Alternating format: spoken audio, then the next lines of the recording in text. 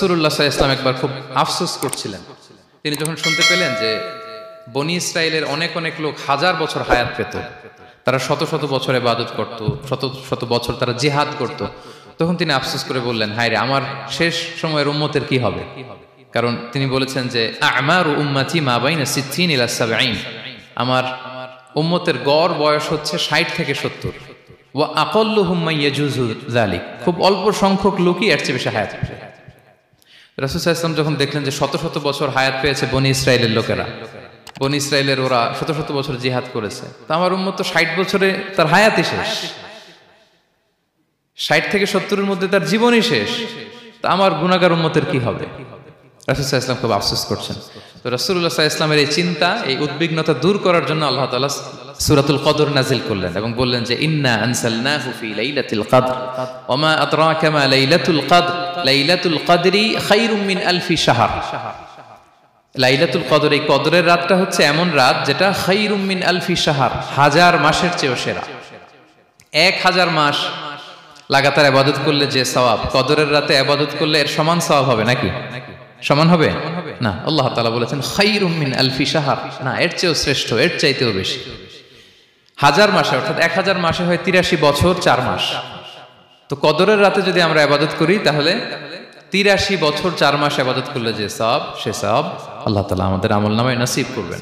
তো আমরা যেন এই কদরের রহমত বরকত থেকে যেন আমরা বঞ্চিত না হই। তো রাসূল সাল্লাল্লাহু আলাইহি ওয়াসাল্লামকে সান্ত্বনা দেওয়ার জন্য যে, হে নবী, আপনি চিন্তিত হবেন না, বনি ইসরাইলের অনেক লোক হাজার বছর হায়াত পেয়েছে, শত শত বছর ইবাদত করেছে, জিহাদ করেছে, তারা হায়াত পেয়েছে বেশি কিন্তু তারা কদর পায়নি। আর আপনার উম্মতকে আমি হায়াত দিয়েছি কম কিন্তু তাদেরকে কদর দিয়েছি। সুবহানাল্লাহি বিহামদি, লাইলাতুল কদর দিয়েছি, যে কদরের রাত 1000 মাসের চেয়েও সেরা। তো এই কদরের রাতকে আবার লাইলাতুন মুবারাকাও বলা হয়েছে। ইন্না আনসালনাহু ফি লাইলাতিন মুবারাকা, এটা বরকতময় রাত। ফিহা ইউফরাকু কুল্লু আমরিন হাকিম, সব বিজ্ঞোচিত প্রাজ্ঞোচিত বিষয়ের ফয়সালা হয়।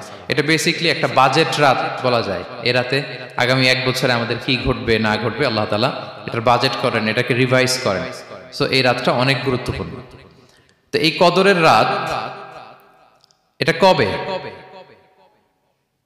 এটা স্পেসিফিক ছিল, মানে সুনির্দিষ্ট ছিল। রাসূল সাল্লাল্লাহু আলাইহি ওয়াসাল্লাম আমাদেরকে জানাতে চেয়েছিলেন কবে, কিন্তু রাসূল সাল্লাল্লাহু আলাইহি ওয়াসাল্লাম জানাতে পারেননি। সহিহ বুখারীতে এসেছে যে রাসূল সাল্লাল্লাহু আলাইহি ওয়াসাল্লাম খারাজান নবী সাল্লাল্লাহু আলাইহি ওয়াসাল্লাম লিয়ুখবিরানা বিলাইলাতিল কদর। উবাদা ইবনে সামিত রাদিয়াল্লাহু তাআলা আনহু বলেন, রাসূল সাল্লাল্লাহু আলাইহি ওয়াসাল্লাম আমাদেরকে জানাতে বের হয়েছিলেন যে কবে কদরের রাতটা। ফাতালাহা রাজুলান মিনাল মুসলিমিন, হঠাৎ মুসলমানদের মধ্য থেকে 2 জন ঝগড়া লাগলো, তর্ক লাগলো আর কি। রাসূল সাল্লাল্লাহু আলাইহি ওয়াসাল্লাম হঠাৎ করে ওই ঝগড়ার দিকে খেয়াল করলেন, ওইদিকে খেয়াল করে ওই তারিখটার কথা তিনি ভুলে গেলেন। ফারুফিআত, রাসূল সাল্লাল্লাহু আলাইহি ওয়াসাল্লাম বললেন, আমার হৃদয় থেকে, অন্তঃকরণ থেকে এটাকে উঠিয়ে নেওয়া হলো।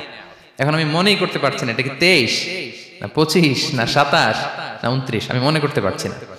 এজন্য রাসূল সাল্লাল্লাহু আলাইহি ওয়াসাল্লাম বলেছেন যে তবে আমি এতটুকু মনে করতে পারছি, ফালতামিসুহা ফিল আশরিল আওয়াখিরি ফিল বিত্রি, রমাদানের শেষ দশকের বেজর রাত্রিগুলোতে তোমরা কদর তালাশ করো।